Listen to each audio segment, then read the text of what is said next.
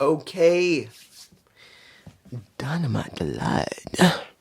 That sounded so weird. Sorry. Okay. 17 days before Full Gear. I gotta tell you this. This was not a badly booked show. I don't know about everybody else. They may like it. It wasn't bad. It was not bad. They're trying to progress what's going on. But I gotta tell you this. We got 17 days and not one show left, but 8 shows left. 8. From now until the 18th, not 17th, 18th.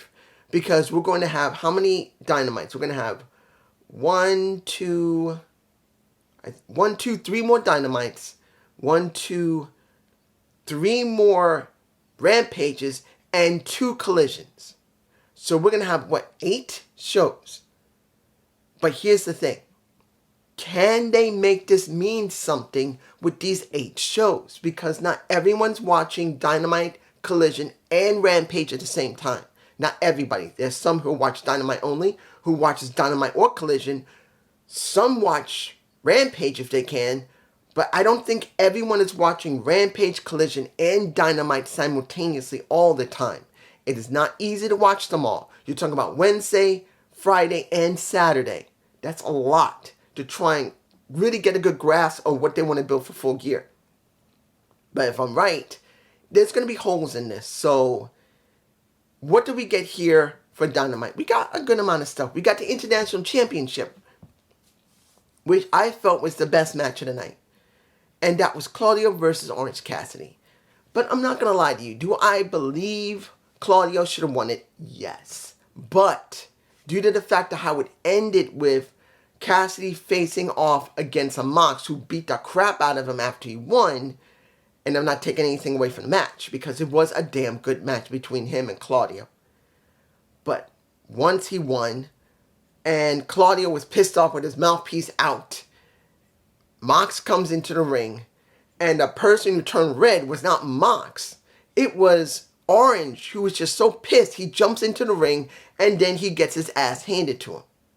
Now, mind you, this is where it gets a little interesting when it comes to Dynamite and its production. This is where it gets interesting.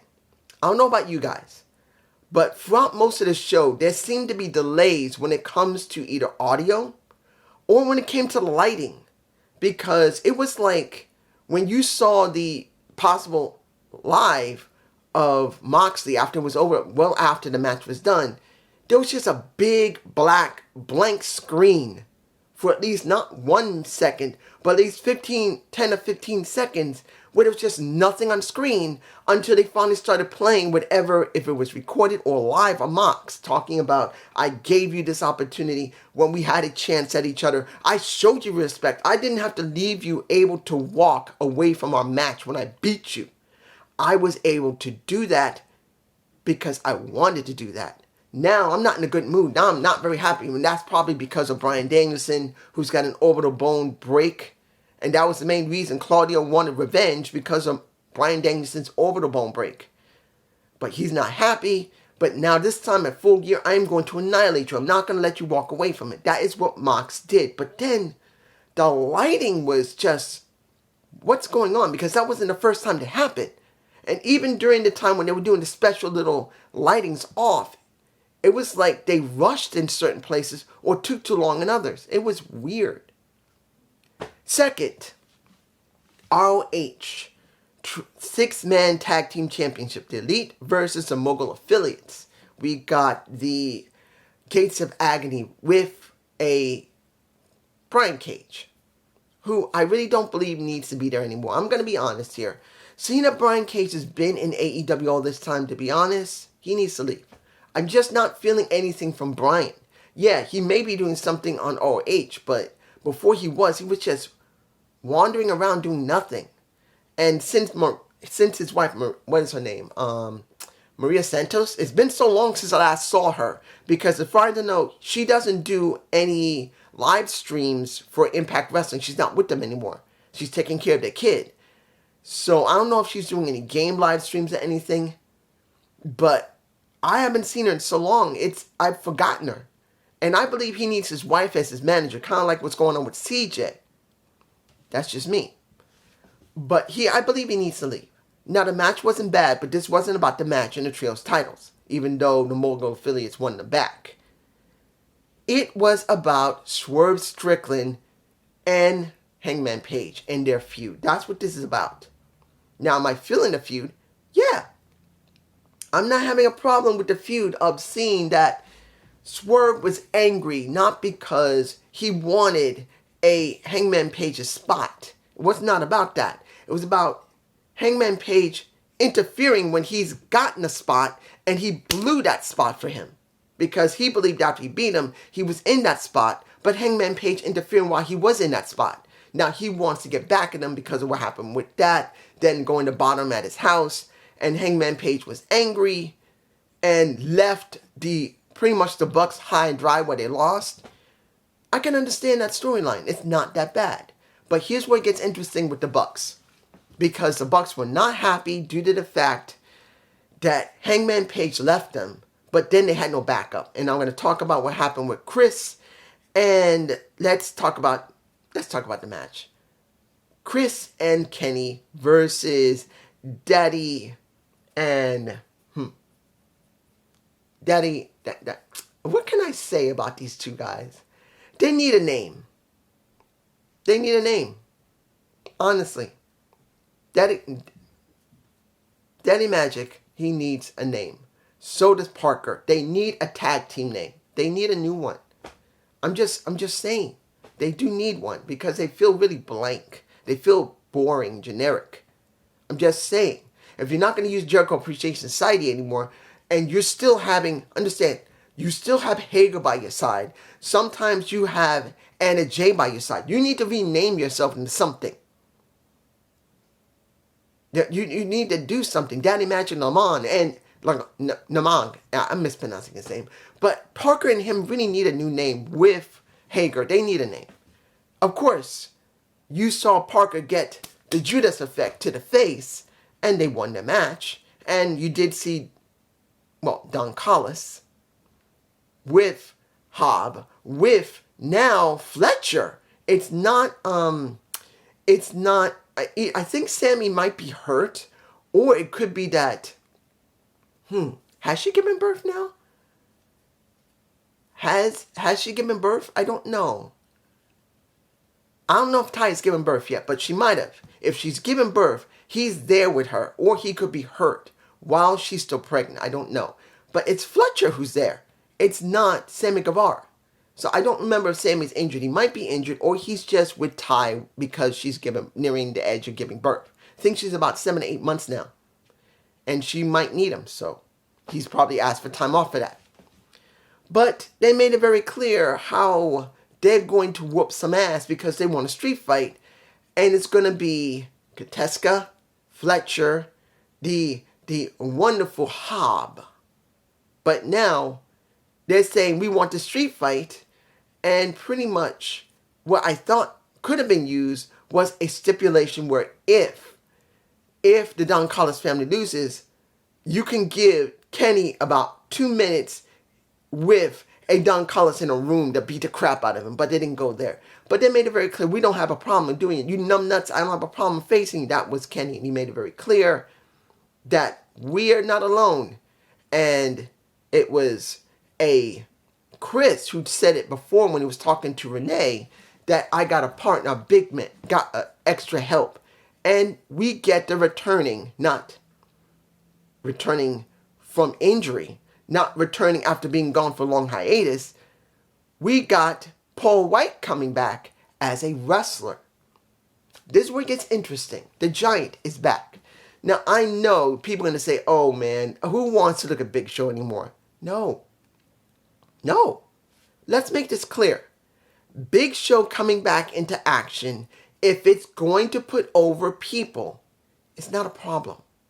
I don't got a problem with Big Show being utilized because honestly, WWE never uses the people who are legends correctly. Never. Even with Triple H there, they didn't even use Sting correctly. They, instead of putting Sting against The Undertaker, they put Sting up against Triple H and the Clique. Come on.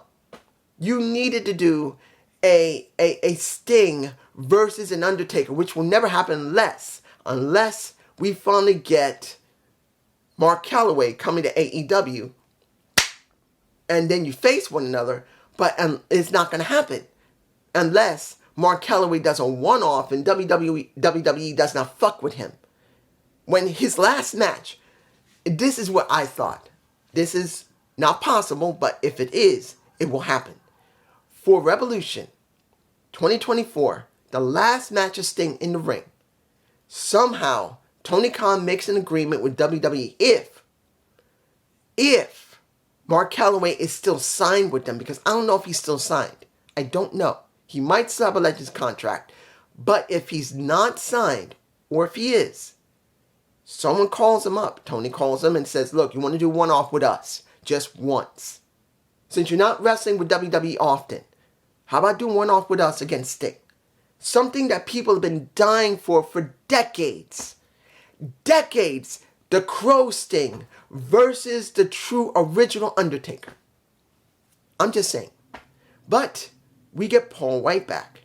And I believe that he could be used, even if it's just once at Full Gear. Not saying he's going to wrestle all the time. I don't know. But once at Full Gear will be no problem. In fact, I would love to see Mark Henry get back into the ring. And I'm not saying he will. And it's going to depend if he's still keeping himself in good shape. He's the same age as me, I believe. He's about 71 or 70. Or is he 72? 72 or 71? I think it's from 1971. He's the same age as me, 52. So I don't know if he will want to go in the ring one more time. He might be fully retired. But if he does go back in the ring at least one more time, let it be at a pay-per-view, let there be a build-up into it, and let it be done. There's no problem. But going back to the Bucks, they're pissed off because not only Kenny did not show up when they needed him, they now have the prick in their locker room, and that is Chris Jericho. And you see Kenny making it very clear, look, I'm not telling you he's great, but my enemy is my friend against my enemy. Don is my enemy. Let me have another enemy, and I will deal with him. And they said, you know, he's no better than Don. He's cut from the same cloth, which is not too much far from the truth, but it's not the point, because Kenny is working with Chris because they want to get Don, both of them.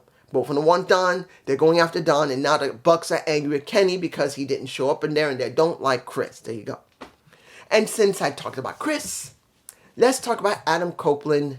His moment in the ring with Tony Schiavone that he gave credit for all the work he does in the back, and everyone started cheering for Tony Schiavone. And we get Adam talking about what Sting did and how he felt and why he needs to make a decision, because he did say when Sting spoke to him last week and he acted like they knew one another, they did, because they both had pretty much the same neck injury. They both gone through the same thing, and they've known each other, which is a good thing. But at the moment, as he's going to explain more, we got a Christian coming out with Lucha, with the now fixed tooth. Unfortunately, I got to get my teeth fixed eventually. Oh my gosh. Guys, if you don't know, I got to say this briefly because I may have to do this eventually. I got 2 teeth removed when the pandemic started. If you guys didn't remember, I couldn't talk. I got 2 more teeth to get removed, and there's a certain kind of time period that may need to be done in because of certain circumstances, so I don't know when it's going to get done, but when it does, I might not be able to do any video reviews because I might not be able to talk. So I'm just telling you now, I don't know what's going to happen. It might come in about a month or 2, but I'm scared out of my mind again. So I just wanted to say it ahead of time just in case. And I will remind you when it comes down to it, because eventually will. But you got Nick Wayne probably got his tooth capped because it was cracked and broken. And he makes it very clear. You join them, I'm going to break your freaking neck. He said, generally speaking. And then he told Luchasaurus and Nick to get in that damn ring and give him a preview of it. Mess up his neck. And they did. Until we get Sting coming out. Until we got Darby coming out. And Darby looked like he wanted to bash in Christian's face. At least until we get the spear to Christian Cage. And now Adam Copeland made it very clear. You know what? You said it before. I know what you're saying. You know what? Screw this. You tried to break my freaking neck. I'm in. You're trying to break my damn neck. And he's saying this also to Christian. I'm in. So now Full Gear is going to be them versus a Christian, a Luchasaurus, and a Nick Wayne. This will be the biggest, highest spot for Nick Wayne. It will be something normal for Luchasaurus. It will be something normal for Christian. But it's going to be interesting how much Christian, I'm saying it like that, Christian, and Luchasaurus is going to be able to help Nick Wayne to deal with this, because this will be one of the most highest profiles it's going to have yet. Just saying. Now, let me give it to you like this. The women's title now. Let me give it to you. Willow Nightingale. She's been, in the last couple of years, really gotten very good. She's more better on the mic. She's not so stiff. Her wrestling style has gotten better. And her charisma is really good now. Before, she just used to dance around. She doesn't need to dance around. But she still does it and enjoys it. That just shows how she is. So it's good to see that. Then we look at Sky Blue. Not forgetting here Kushida. I'm going to the match. But Sky Blue, who came out along with Julia Hart. Well, I can say Sky Blue looks better. But Julia Hart, out of all three, is the most polished at the moment. She's done the most development. Doesn't mean she's great in the ring. But as a character, she's done very well. Now, when it comes to Shida and Willow, did I like the match? It wasn't a bad match. But I'm not going to lie here. Honestly, I wish Shida had not become champion. I'm being honest here. I'd rather that, if it had been possible, for Ruby Soho to have become champion, or at least that Saraya kept her championship. Because if Ruby Soho had kept the title, it would have made Timeless Toni Storm look better. That's just me. Now, the match was fine and Shida won. I wasn't surprised, because they are pushing Shida to go up against Toni Storm in 17 days. They're going there. It's obvious. They're going there. They're not going to make her drop it early. They're just not. And seeing that she attacked Toni, pulling off her whatever that was, and she runs in the back barefooted, looking like this, looking like what they call a snack. Let's make it clear. In black and white, mind you.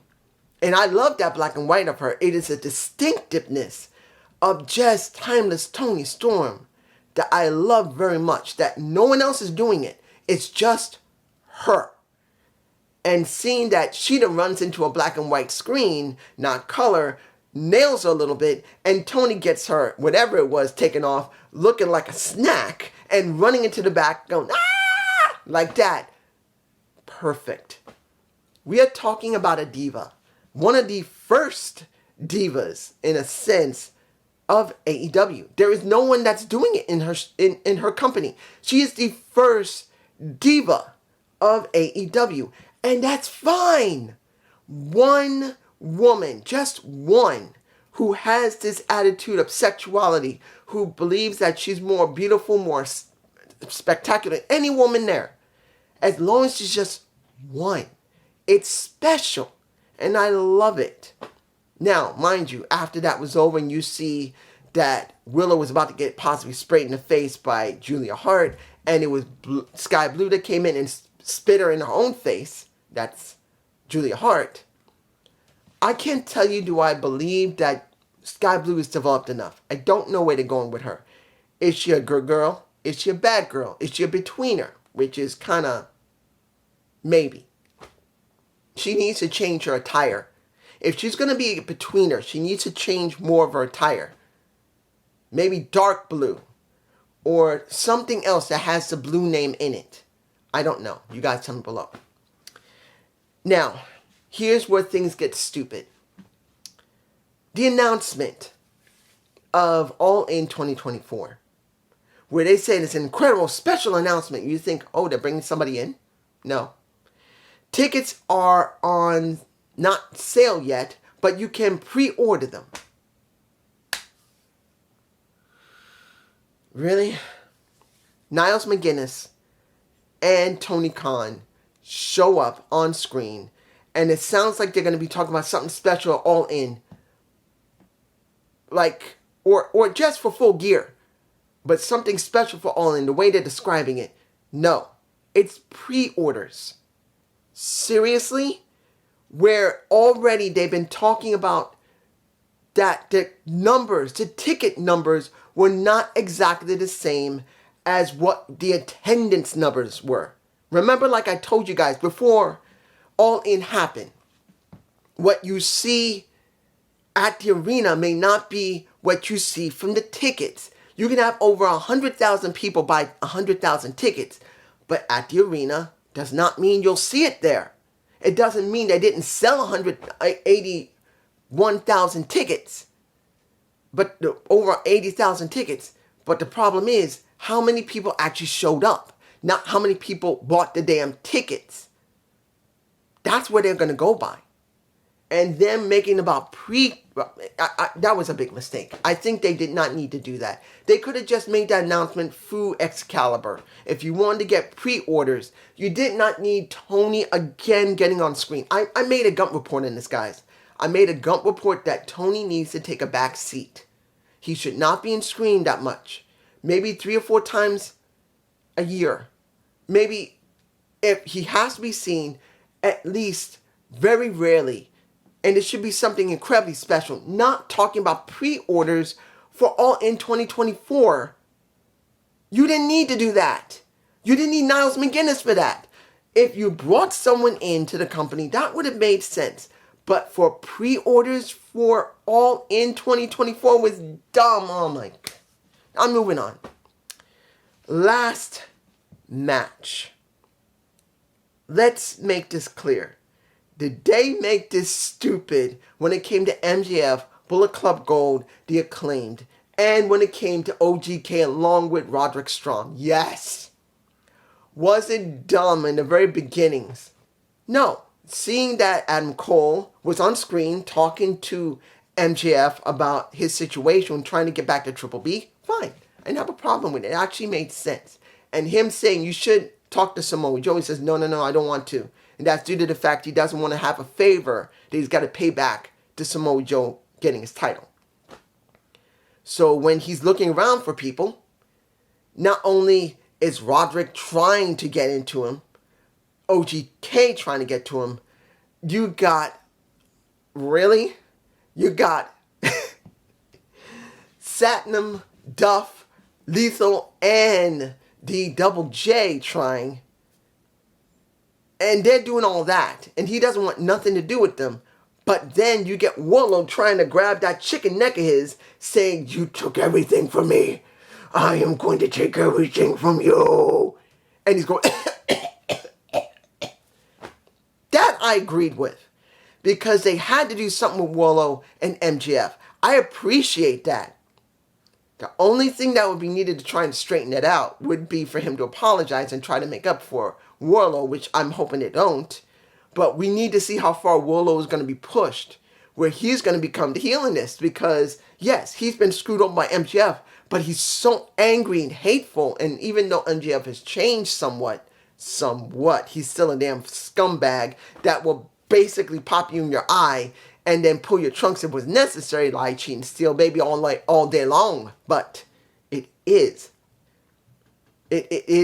possible that we're going to see Warlow, who's a face at this moment, just wants revenge, and you got the heel here, and MJF is going to go, whoop. That's what you get. Now, throughout all of this, Acclaimed and Caster kept asking, and MJF's running out of option when it came to Double J and his crew, because that's what it came down to. He was handed a bag and said, if you want us to do this match with you, this 8-man tag, you got to wear this. And you got to scissor us. That's what it came down to. And what do we get? MJF in pink. And a pink scarf.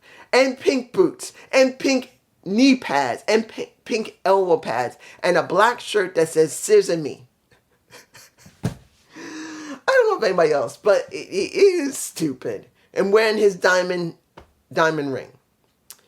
Let me give it to you like this. It was an okay match. But this wasn't about that. This was about, is he going to get the Triple B back before Full Gear? He does not. This was a surprise. If this was Impact Wrestling, or definitely WWE. Impact Wrestling, well, I shouldn't say this about Impact Wrestling. They do swerves. But I do believe because of the way they were booking this, I do believe Impact would have made MJF win the title, get the title back. He would have won and got the title back. But maybe a Jay White would have just grabbed it again and just ran away with it still, even though he won. Here, Jay won. Did the beatdown on MJF and everybody. The Acclaim came back, helped. Caster took the bullet for MJF. He took a hit to the face by the title. And MJF checked him. He was upset. But then he's going like, and this is Caster putting his fingers up. And he's going, nope, nope. And you can see Daddy Ass saying, what the fuck's your problem? He just took a fucking hit for you. Go and do the fucking scissor. That's what he wants. Do it. And he does the scissor me, Daddy. But he grabs Max right below his ass cheeks. He grabs him. He thanks him. He grabs him on his ass because he's so happy he got what he wanted. But he grabs him and goes, oh, no, thank you. And then they're finished for the day. Pretty much MJF made him happy because that's what Caster wanted. Look, I'm not going to tell you this was a perfect show. And some of it did feel like a little bit of what WWE would do or a little bit of Impact Wrestling. But as I've always said, you need to have a balanced show. You can't just do pure wrestling every time. The moment you do just constant pure wrestling, it sucks. Look what JD and Just Alex said months upon months ago when they were just doing constant matches, which didn't have any story. It was basically mirroring ROH. And even they said it was sucking because there's no story. Here we got 5 matches and mostly story. And if people don't like it, well, I can't tell you anything. Other than there is story here. They reduced the amount of matches from 10 or 8 to 5. They gave you more content going into Full Gear. Do I believe, and this is the most important thing, do I believe that are they going to build up enough of every story they're currently working on to make it good at Full Gear? I don't know. They got 17 days. Right now, we're going to have Collision and Rampage this week coming. And then another Dynamite, Rampage, and Collision again. So we will have 6 shows before the final week.